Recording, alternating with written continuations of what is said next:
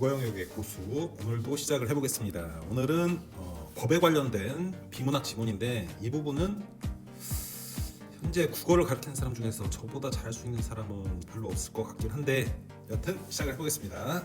10번에서 13번 그러니까 4개의 문제가 있네요. 법령의 조문은 대개 A에 해당하면 B를 해야 한다. 우리가 수학에서 뭐뭐이면 뭐뭐이다 이런 것처럼 그것과는 약간 결은 달라요. 뭐뭐에 해당하면 이걸 구성요건이라고 하는데 이게 법률 요건, 이게 요건이고 무엇 B를 해야 한다라고 했으니까 얘가 효과. 법률은 요건과 효과로 나누어진다. 이 정도 보면 되겠네. A에 해당하면 B를 해야 한다. 요건과 효과로 구성된 조건문으로 규정된다. 사람을 살해하면 어떻게 처벌한다. 이렇게 하니까. 하지만 그 요건이나 효과가 항상 이르적인 것은 아니다. 그러니까 판사가 필요하고, 그러니까 검사가 필요하고, 그러니까 변호사가 필요한 거겠죠. 왜? 다른 식으로 해석이 될 수 있으니까. 법조문에는 구체적 상황을 고려해야 그 상황에 맞는 진정한 의미가 파악되는 불확정 개념이 사용될 수 있기 때문이다. 불확정 개념이 나왔네. 불확정 개념. 불확정 개념이란 뭐냐? 구체적 상황을 고려해야만 그 상황에 맞게 떨어지는 진정한 의미를 파악하는 개념이 불확정 개념이에요. 확정 개념이라고 하면 딱 이미 정해져 있는 건데 불확정인 것은 그때 달라요. 그러니까 우리가 케바케라고 하잖아. 그때 어떤 케이스가 발생했어. 이게 사람을 살해한 것인가 아니면 사람을 살해하지 않은 것인가 이걸 판단을 해야 되는데 불확정 개념이라는 거지. 개인 간 법률 관계를 규율하는 민법은 개인 간 법률 관계, 사법적 관계를 규율하는 법이지. 사법적이라고 하는 것은 개인, 사인 간의 거래 관계를 규율한다는 얘기야. 불확정 개념이 사용된 예로 손해배상 예정액이 부당히 과다한 경우에는 법원은 적당히 감액할 수 있다라는 조문을 들 수 있다. 여기는 우리가 한번 색깔로 해보자. 손해배상 예정액이 부당히 과다한 경우에 법원은 적당히 감액할 수 있다. 법원이 움직이는 게 아니고 법원은 여기서 뭘 가리키겠어? 판사를 가리키겠지. 넘어가서 예로 지금 예시를 했네. 예시. 그러니까 이 글은 설명문이라는 얘기야. 설명문. 이때 법원은 요건과 효과를 재량으로 판단할 수 있다.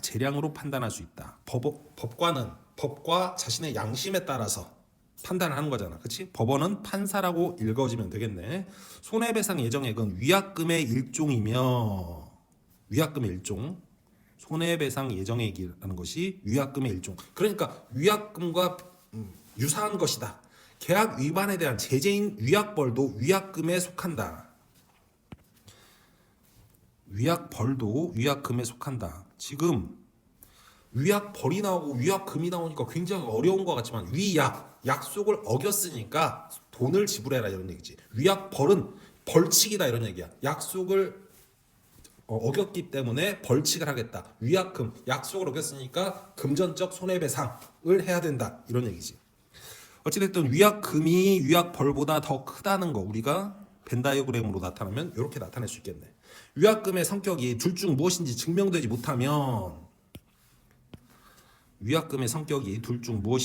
증명되지 못하면 손해배상 예정액으로 다루어진다.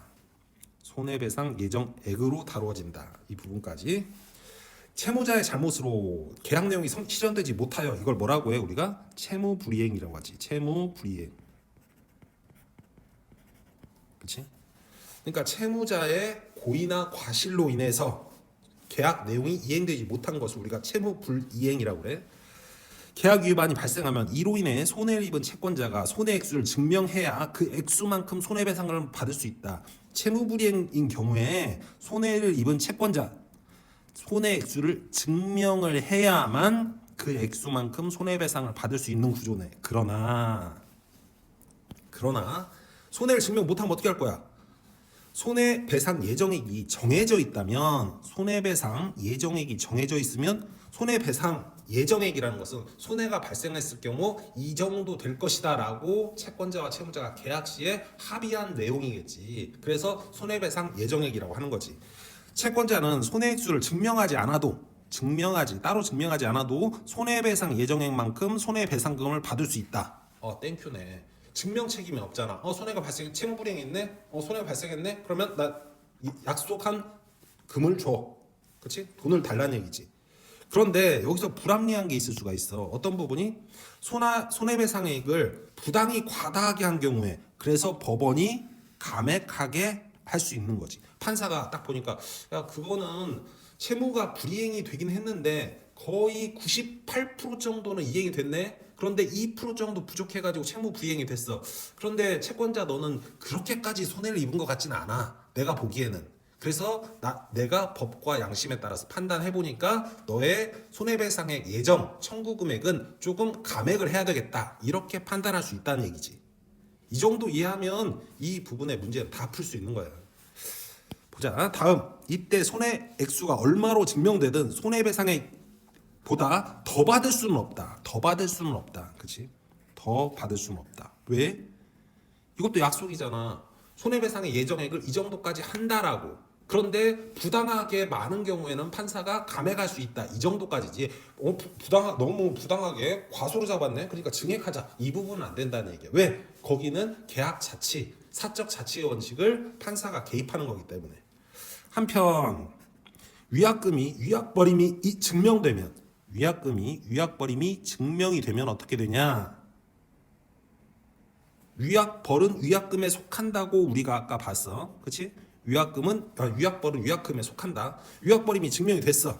그러면 채권자는 위약벌에 해당하는 위약금을 받을 수 있고 엔드. 그러니까 그 다음에 또 뭘 받을 수 있다는 얘기야. 손해를 증명하면 손해배상액도 받을 수 있다는 얘기지. 왜? 얘는 위약벌이잖아. 벌은 벌대로 받고 손해는 손해대로 배상을 해야 되는 게 상식이잖아. 위약벌. 그치? 채권자는 위약벌에 해당하는 위약금을 받을 수 있고 수령할 수 있고 여기 받을 수 있고 이 C번은 우리가 수령 정도로 얼른 바꿔놓을 수 있겠네. 수령 권한이 있다.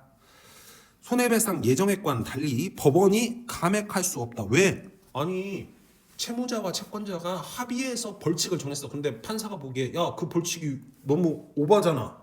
이 부분 할 수 없다는 얘기야. 그런데 금인 경우는 손해배상액 예정인 경우는 가능하지. 근데 약속을 어기면 어떻게 하겠다. 이 부분에 대해서는 안 되고 손해배상액 예정 장래에 만약에 손해가 있으면 이 정도로 배상을 하도록 하자. 이 부분인 거잖아. 이때 채권자가 손해액수를 증명하면 그치? 이 부분이 중요한 거야. 채권자가 손해액수를 증명하면 손해배상금도 받을 수 있다. 여기서 제일 중요한 한 글자는 뭐야? 이것도 받을 수 있다야. 손해배상금도 받을 수 있다. 받을 수 있고 위약금을 받을 수 있고 그치? 엔드야 엔드. 불확정 개념은 이제 문단이 끝났어. 민법의 예가 끝났네. 그러면 민법 말고 다른 법에서는 어떻게 되느냐가 좀 궁금하지 않겠어? 불확정 개념은 행정법령에서도 사용된다. 개인 간의 거래뿐만 아니라 행정법령은 뭐야? 국가와 개인 혹은 국가와 그 지방자치단체 이런 경우에도 쓰일 수 있다는 얘기야. 행정법령은 행정청이 구체적인 사실에 대해 행하는 법 집행인 행정작용을 규율한다. 법령상 요건이 충족되면 요건이 있지. 그러면 효과가 있어야지. 오케이. 그 효과로서 행정청이 반드시 해야 하는 특정 내용의 행정작용은 기속행위이다. 굉장히 어려운 용어가 나왔어. 법률 용어야 이게. 기속행위는 행정청이 뭐 해야 돼? 반드시 해야 하는 요건이 충족되면 그 효과로서 행정청이 반드시 해야 하는 특정 내용이 바로 기속행위라는 거야. 그치? 만약에 특정 내용을 안 하면 법 위반이지. 그러면 처벌받아야지. 그럼 직무유기네 뭐 어쩌네 뭐 이런 얘기가 나와지는 거야. 반면에가 나왔으니까 반드시 해야 될 필요가 없는 무언가가 나오겠지. 법령상 요건이 충족되더라도 요건이 있어. 그럼 효과가 있어야지. 효과인 행정작용이 구체적 내용을 고를 수 있는 선택할 수 있는 이걸 얼른 바꿔놓을 수 있네. 선택할 수 있대. 그러니까 행정청이 재량을 갖고 있다는 얘기야. 재량이 행정청에게 주어져 있을 때는 이런 걸 뭐라고 해? 재량행위라고 한다 이런 얘기야. 지금 기속행위와 재량행위로 행정행위를 나눠놨어.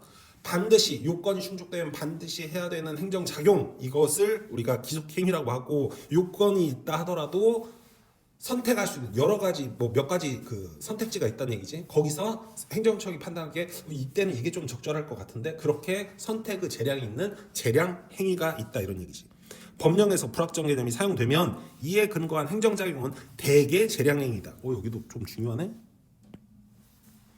법령에서 불확정 개념이 사용되면 이에 근거한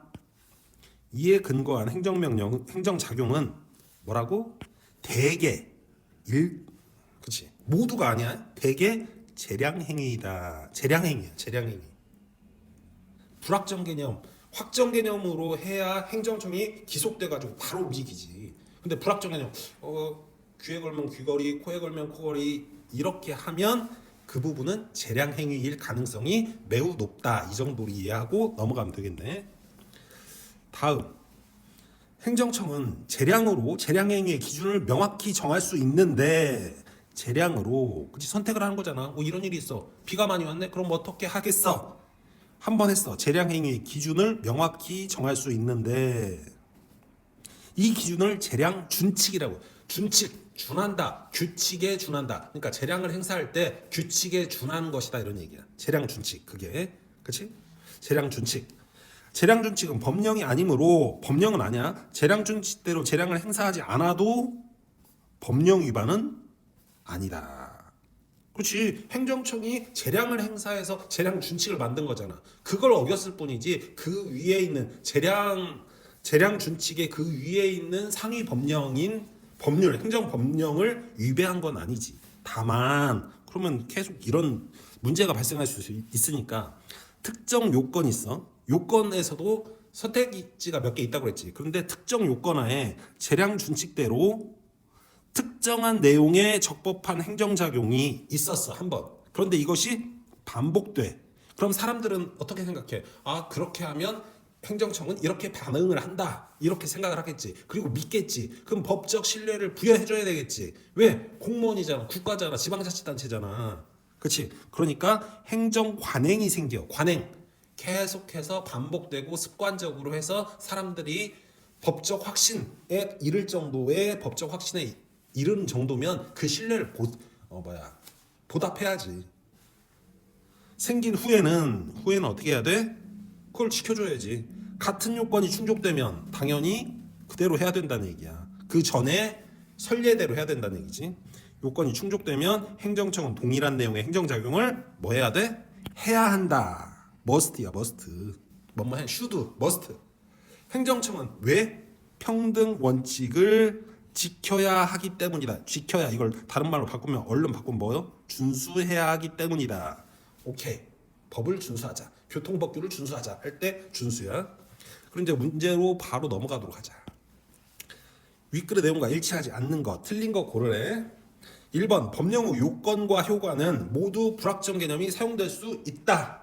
당연히 있겠지. 그렇지?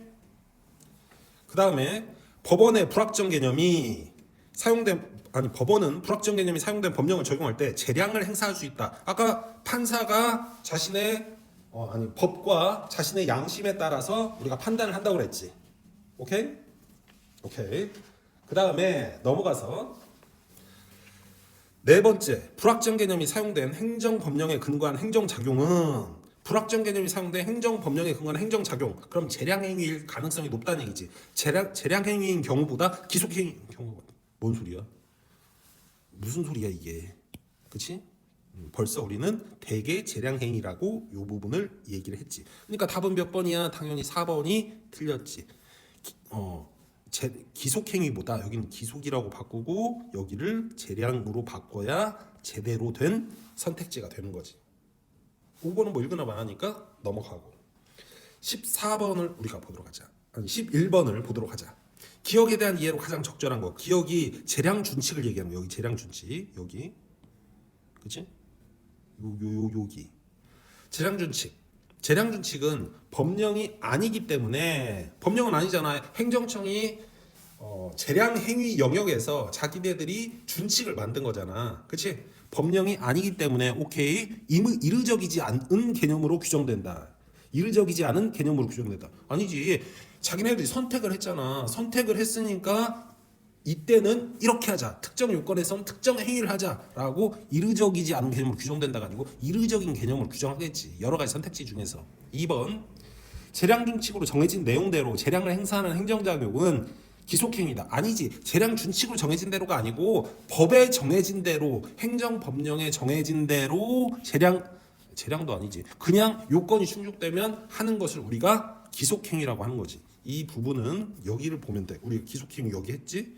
행정청이 반드시 해야 하는 특정 내용 법령 요건이 충족되면 얘도 빨간색으로 연결시켜보자. 요렇게.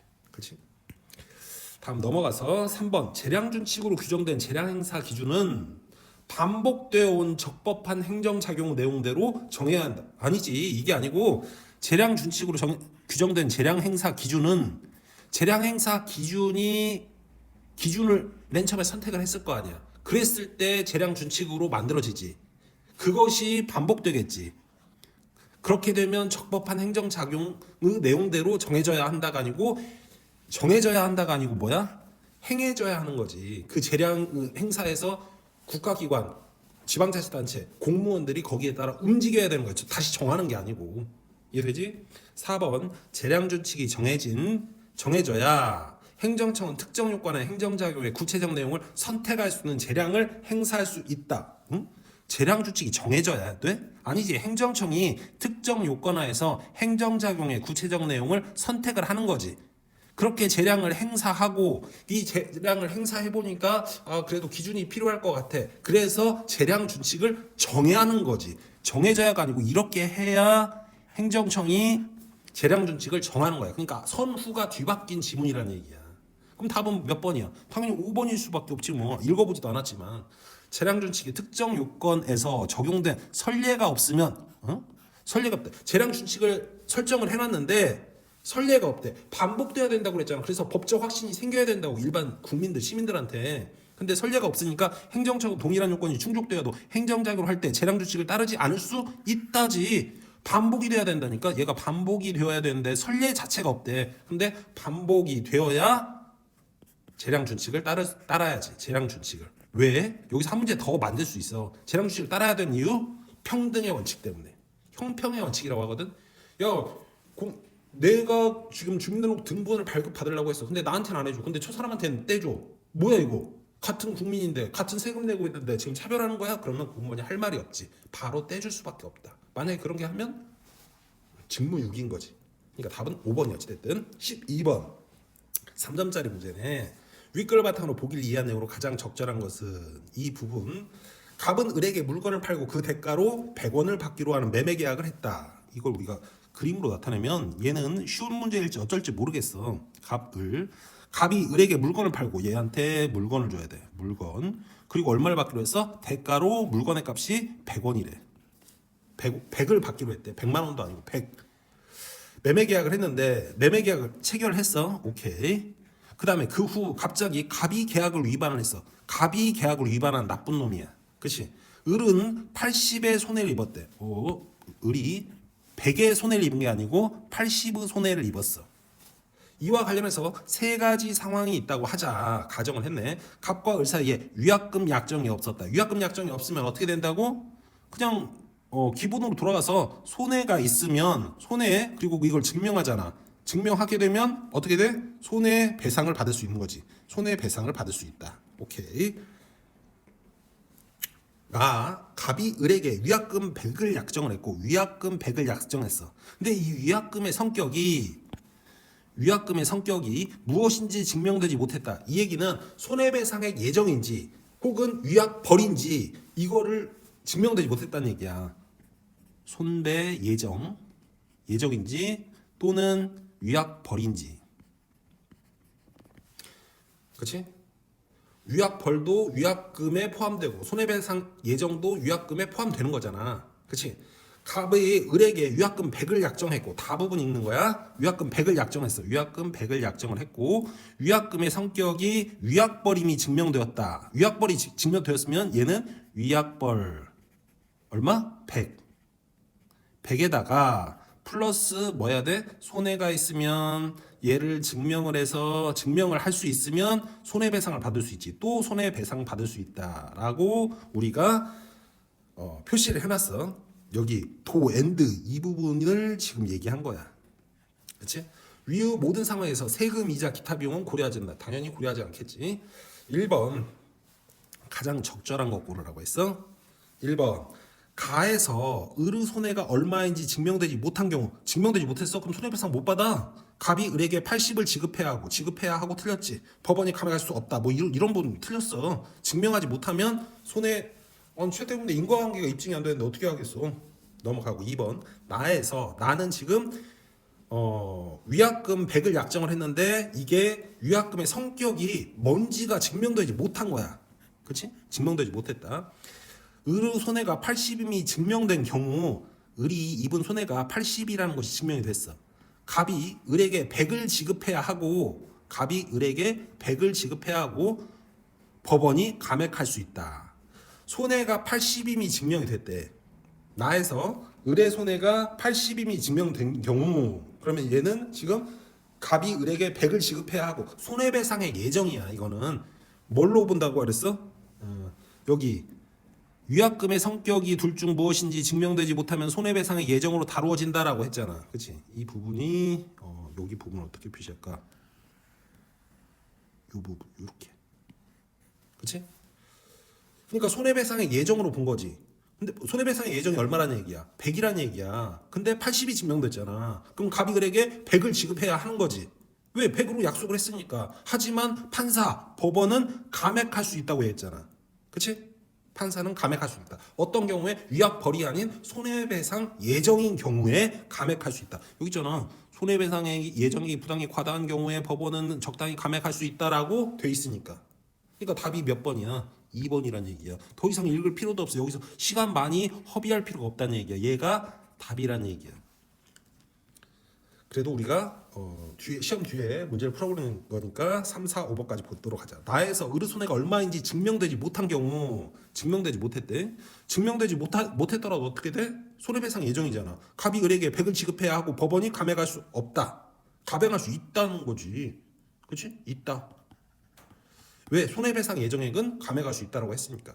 다해서 을의 손해가 80임이 증명된 경우 을의 손해가 80임이 증명이 됐어. 유약벌이에요. 유약벌. 다는 80인 증명된 경우 갑이 을에게 180을 지급해야 하고 100만 원에다 80만 원 증명이 됐으니까 80만 원에 대한 증명 위약벌은 100만 원 당연히 주고 그럼 법원이 감액할 수 있다. 법원이 감액할 수 있는 것은 뭐가 있어? 손해배상 예정액 80에 대해서만 할 수 있는 거지. 위약벌인 100에 대해서는 손해배상액을 감액할 수 없는 거지. 근데 여기는 싸잡아서 그냥 감액할 수 있다라고 해서 틀린 거지. 구별을 해줘야 되는데 5번 다해서 을의 손해가 얼마인지 증명되지 못한 경우 위약벌이잖아. 증명되지 못했대. 손해가 얼마인지는 갑이 을에게 80을 지급해야 하고 아니 위약벌 100만 원이잖아. 아니 100이잖아. 100을 지급해야 하고 법원이 감액할 수 없다라고 해야지. 손해가 있으면 그걸 증명해야 손해배상을 받을 수 있는 거고 위약벌은 손해 증명과는 그냥 상관없이 갑이 지금 뭐 한 거야? 갑이 채무불이행을 한 거잖아. 그거에 대한 벌칙으로 100을 지급을 해야 되는 거야. 이해되지?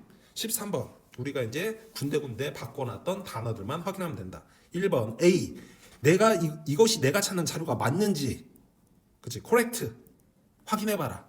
맞냐? 지금 그 상황에 맞는 그 상황에 적절한 이 정도가 되겠지. 적절한 거하고 코렉트하고는 좀 틀리지.